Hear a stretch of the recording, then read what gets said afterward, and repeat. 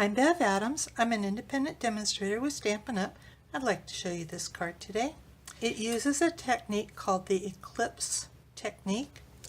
I totally hoped to get this video posted before the end of Celebration.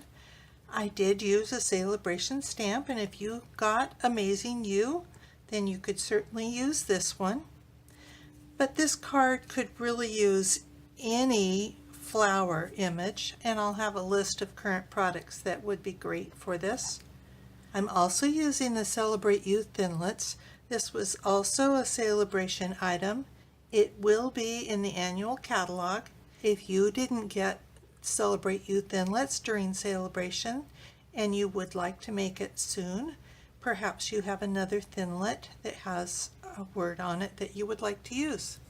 My card uses powder pink, basic card base, 8.5 by 5.5, scored at 4 1/4, a layer of garden green that is 5 1/4 by 4, and a layer of whisper white, and this is the thick whisper white.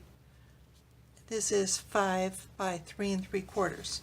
I will be cutting out Celebration from the middle of the whisper white and then putting U below that, but I can cut out the U from this section at the top of the green and have it not show. I also used a little piece of white fun foam. You can get this at most craft stores. You could also use dimensionals. I find the fun foam works really well to raise up portions of cards where you want good support. So I've got my Big Shot. I'm using the regular Big Shot platform and the thin die adapter. I've got my ugly cut up mat for the bottom, my garden green cardstock, and again that's just going to be a little thin border that I need to have showing, so I've got U way up at the top. Cover that with another plate and run it through the Big Shot.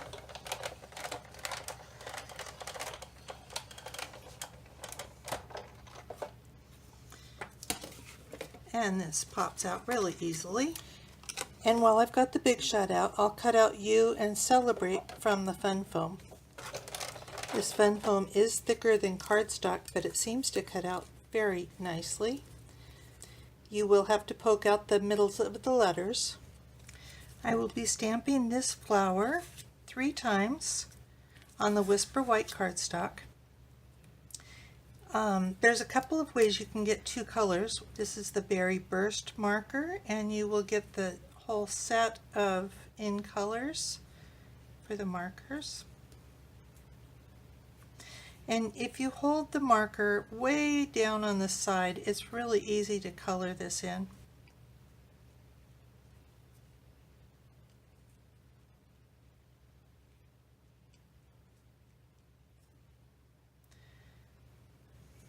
The hardest part to get smooth is the center part that's kind of solid.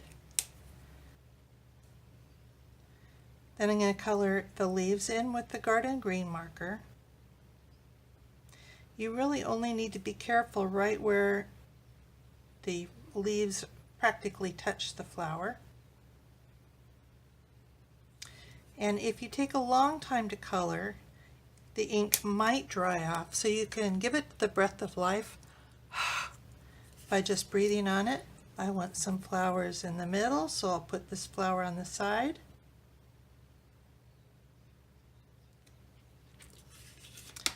And I'll color again.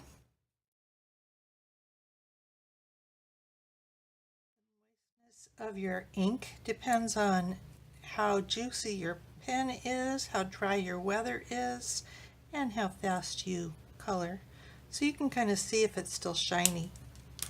And I somehow got smears here, so I'll put my leaves over there and hopefully they'll cover up. And my 3rd flower, and I'll put this one down below.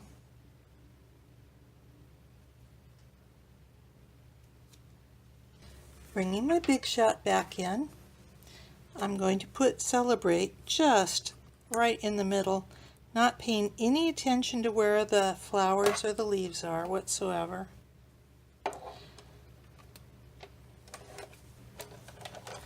I think the hardest part is to keep from losing all of those little tiny pieces that you cut out. So leave your Celebrate right on the platform.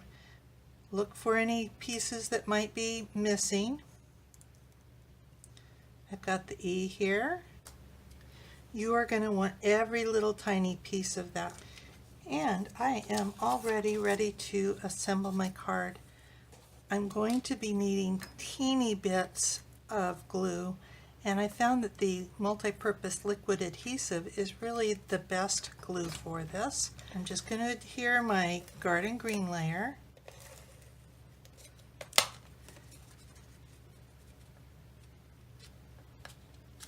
Centered on the card.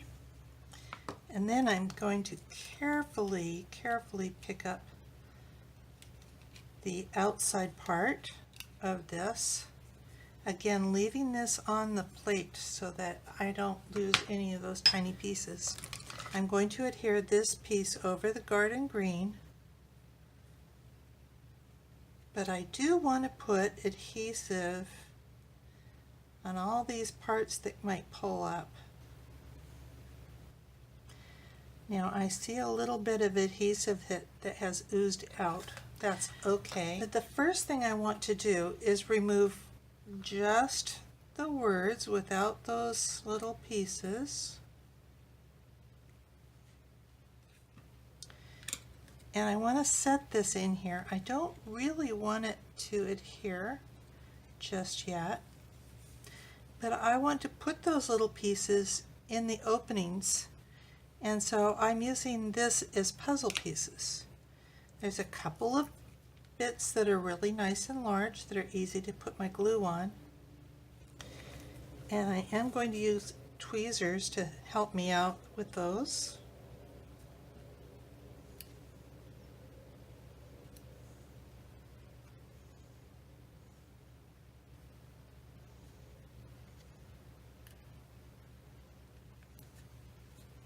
With those tiny pieces, I just want a tiny bit of glue. So I'm actually going to use my paper piercer to pick up just a tiny bit of glue. You could also use the fine tip glue pen for this,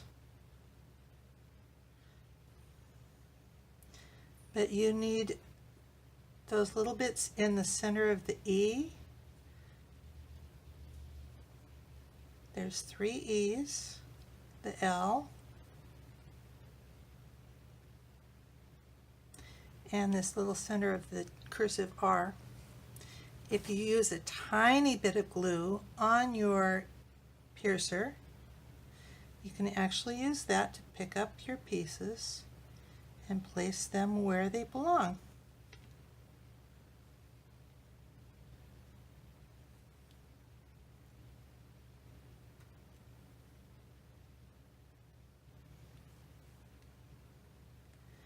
Teeny tiny pieces.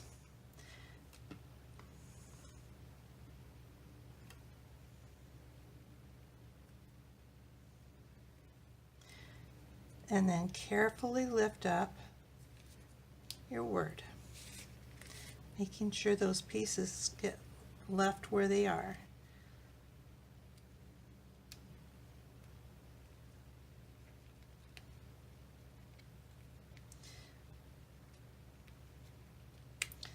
This is the only hard part about getting glue oozing underneath.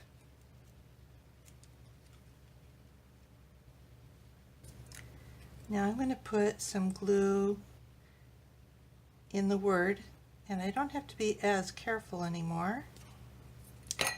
And I'm going to fit the fun foam into this space. Now the fun foam is kind of stretchy. Then put multi-purpose glue on the fun foam letters, and since they are being held in place by the cardstock, it should be really easy to put the cutout Celebrate on top of it.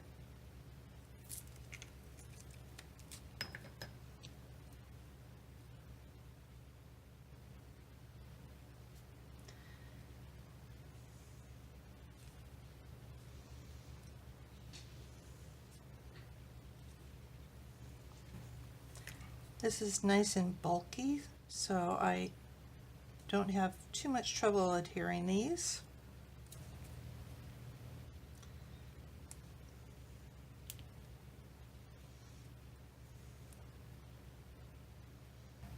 I wasn't sure that this adhesive would stick to the fun foam, but it really does a nice job.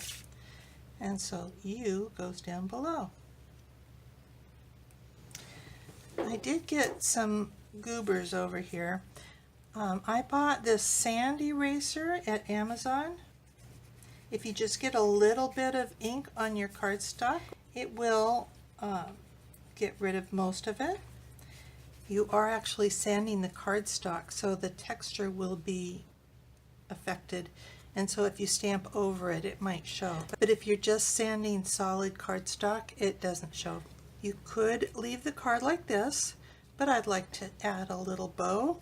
I have some Berry Burst 5/8 inch crinkled seam binding ribbon, and I've got my friend's bow maker, which makes bow tying really easy. You just cross the ribbon around the pegs.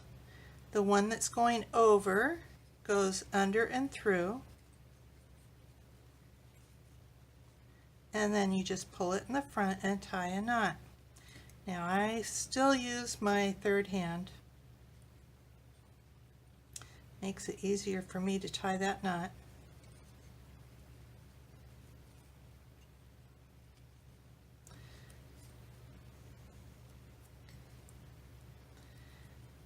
And just pull the knot tight, slip that ribbon up the pegs, and you get a perfect bow every time.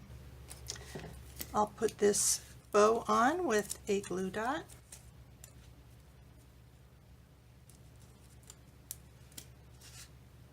I'm going to put that up here, and once that's on there, I can give my bow a little bit of a trim. And my card is done. If you would like the directions for this card, come on over to bevadams.com. I'll have the full detailed directions and a link to all the products I used. Here's the direct link on my video. If you're watching on YouTube, I'll have the direct link in the description down below. Thank you very much for stopping by. Talk to you soon.